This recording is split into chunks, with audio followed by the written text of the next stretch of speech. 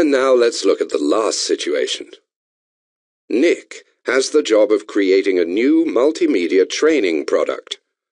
The project will bring together individuals of very different skills: a web technology expert, an IT development specialist, a marketing and communications expert, a video production specialist, and finally, Nick himself, who will be responsible for defining the editorial concept of the product. Nick has organized a first meeting to launch the project, where he outlines the concept behind the new product and what input is required from each participant.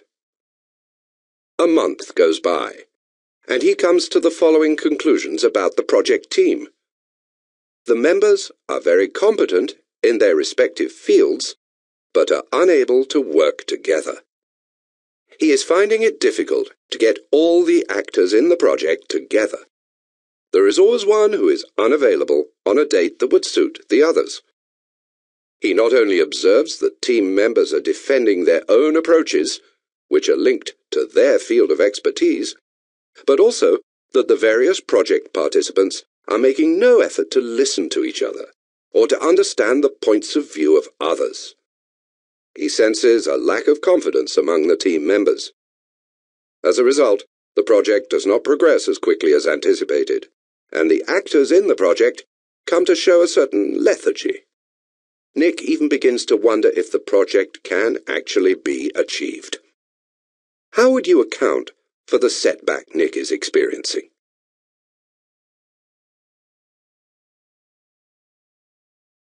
This is what we think.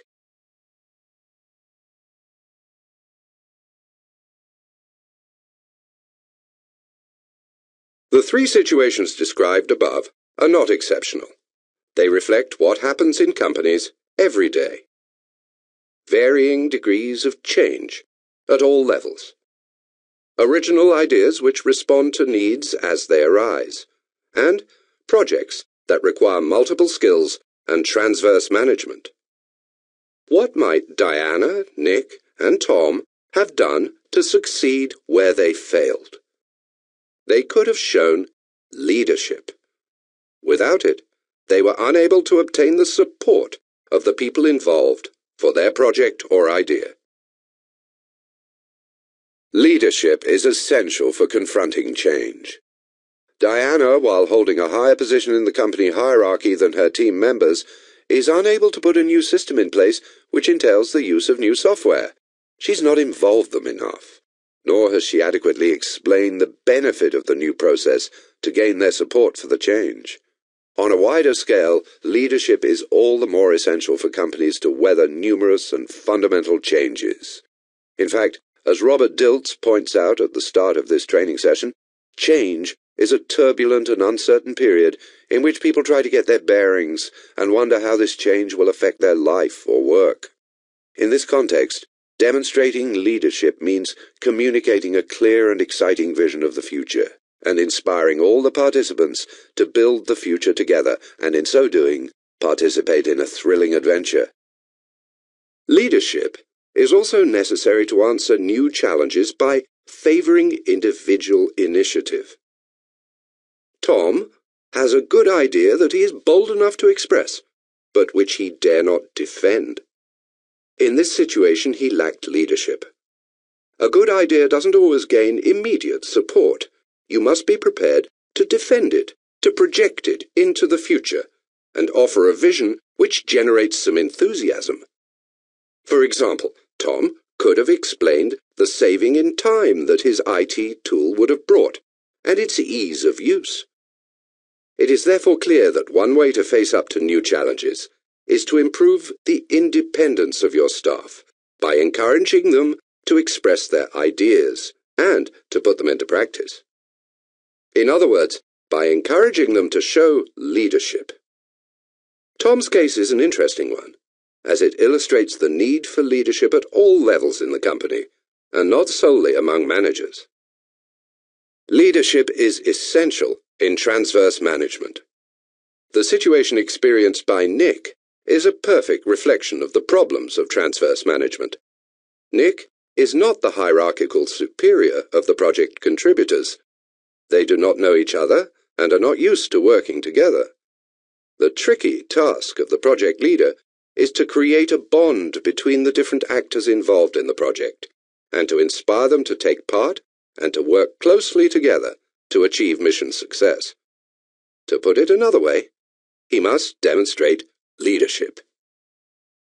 However, developing leadership in individuals through the entire organization allows them to be proactive when faced with change and to increase the company's flexibility, capitalize on in-house initiatives, build on the potential of each individual, develop cooperation between teams from diverse areas of expertise, and finally, improve efficiency and achieve objectives more rapidly.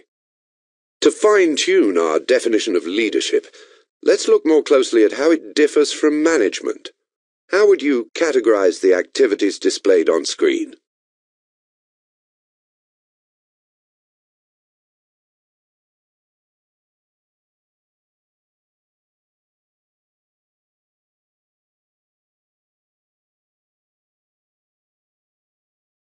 This is what we think.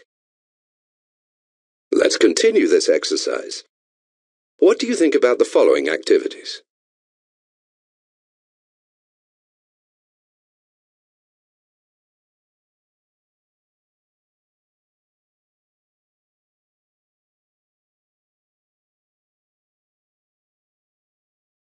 This is what we think.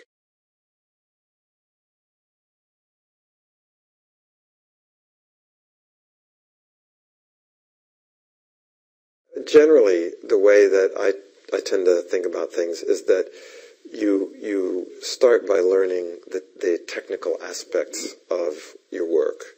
What I sometimes call the outer game, right? If you take an athlete or you take a manager or an executive in a company, there's your outer game, and that has to do with the rules, the technologies, the things that the equipment, what you have to do in order to perform your job, your task. Leadership is then an additional quality that envelops that. And some people have a lot of strong technical capabilities, managerial capabilities, but very small leadership capability. Other people might have not such big, technical knowledge, but they have a lot of leadership capacity, which means they can inspire people, they can influence people, and in some ways, if you think about like a coach in a sports team, the coach is not the one that has to have the technical ability to play the game. The coach has to have the leadership ability to inspire and to get others to play the game. So a manager manages. A manager is doing the work. A leader is involving others in that work. So what I like to say is that the essential quality of leadership is it's about getting other people to want to do things. Leadership is not at odds with management, but rather enriches it by developing extra skills.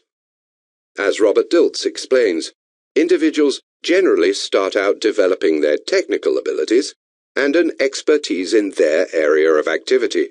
This could be management or a specialist field, before moving towards gaining leadership skills. These skills relate more to communication, an ability to give meaning to collective activity, the use of interpersonal skills, and an ability to understand individuals and what motivates them. Let's look at each of these aspects in more detail, so we can understand what they bring to management. Management responds to the question, how? It wants to give people the tools with which to act effectively to accomplish the objectives. Leadership adds meaning to people's activities by answering the question, why? It looks to the future and charts a vision of this future which inspires people to contribute to it. John succeeded in making his school a model and renowned establishment by communicating to everyone his mission and his passion, which was to enhance the children's personal growth. He showed a missionary zeal regarding his goal. He was known to keep important visitors waiting if he was talking to a child. He would take risky initiatives to achieve this goal. For example, suggesting that the children devised their own evaluation tests. When they came into contact with him, the teaching staff were inspired by his passionate mission of helping children achieve their full potential.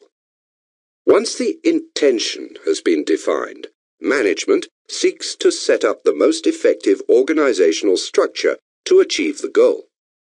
Leadership adds an interpersonal dimension to this organizational drive by seeking to share the objective throughout the company and by inspiring the enthusiasm that people need in order to participate.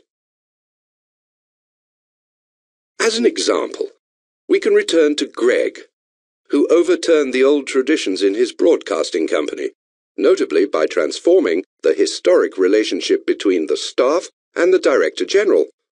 Gone was the red carpet and the allusion to a royal visit, to be replaced by simplicity and friendliness. To get closer to staff, he wasted no time in visiting the small local studios to understand their needs and to respond to them. He knew that only personal contact with people could allow him to grasp the reality of the situation and start to change it by injecting a new style that was both more dynamic and more creative. Finally, to motivate people to contribute to the objective, management puts in place external motivating factors, which are founded mainly on reward and endorsement. Leadership, on the other hand, seeks to link this objective to a more internal and deeper motivation, in particular, the desire to contribute to a transcendent goal which responds to deep aspirations and in which individuals can recognize themselves. In this sense, leadership contributes to promoting individual realization and self-esteem. As Robert Dilts explains, if I am the torchbearer, the moment I move away, the light moves away with me. But if I kindle a flame in others, the light will endure even when I am gone. Let's go back to Pete, whom we met at the start of this session. How does he motivate his crew members to experience with him the challenge he has set himself, to circumnavigate the globe in a giant catamaran? Here it is not a question of reward, if it is not the personal satisfaction of taking part in a sporting venture.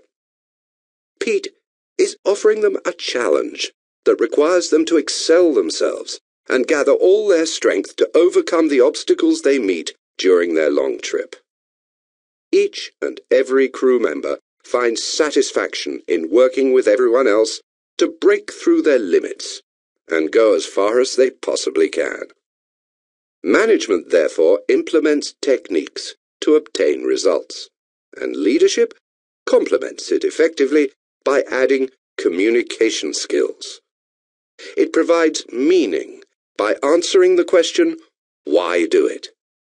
It involves interpersonal relationships, and it seeks to understand and to use our most profound motivations.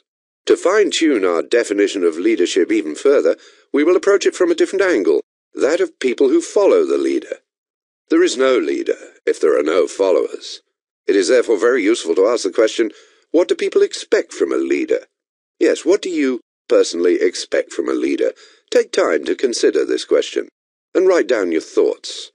You can return to the people you mentioned at the start of this training session and look at how they matched up to your expectations.